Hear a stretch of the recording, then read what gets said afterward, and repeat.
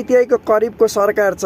बालेन सरकारसित अपेक्षा के थियो भने सधैँभरि सीमा क्षेत्र भन्छ। बालेनले चाहिँ कमसेकम भारत र चीनसित समन्वय गरेर काँडे तारको व्यवस्था गर्दैन। अनि शिवा छत्रको रडाको हेरम त कतिको मचिँदैछ। रह्यो अर्को कुरा के 2046 यता 2081 सम्मको अन्तरालमा कति वंशजका आधारमा नागरिकता बाँडिए, कति जन्मको आधारमा, कति चाहिँ आमाको आधारमा नागरिकता बाँडिए, त्यसको तथ्य सत्य र छानबिन गर्दैन। अनि हेरम रडाको कतिको मचिन्छ भनेर यहाँ कति सुकुम्बासी कहाँ थिए र कति थिए भनेर के।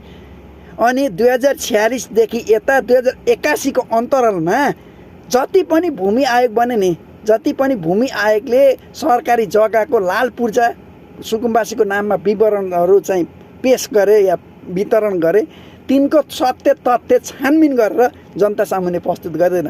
त्यहाँ म एउटा कुरा लेखेर दिन्छु के, त्यहाँ असली सुकुम्बासीले एउटा टुक्रो जग्गा पाएको छैन। काङ्ग्रेस र एमाले माओवादीका भोटर ब्याङ्क र तिनका कार्यकर्ता नामकका कुत्ताहरूले त्यो लाल पूर्जाहरू पाएको छ कि।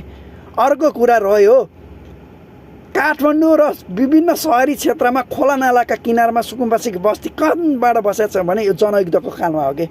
जनयुद्धको कालमा गाउँघरमा बम र बारुद र धर र तम्कीले चाहिँ भागेर आएका जनताका छोराछोरी सुकुम्बासीको जिन्दगी जिया छन् खोला र नालाको किनारामा के। त्यो तथ्य यो हो कि।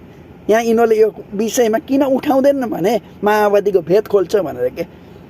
म त स्पष्ट के छु भने बालेनले एउटा गरिदिनुपर्छ सीमाको लागि तारबन्दी, अर्को नागरिकताको विवरणको छानबिन, अर्को जति पनि भूमि आयोगले दिएका छन् नि लाल पूर्जा त्यसको छानबिन गरिदिनुपर्छ।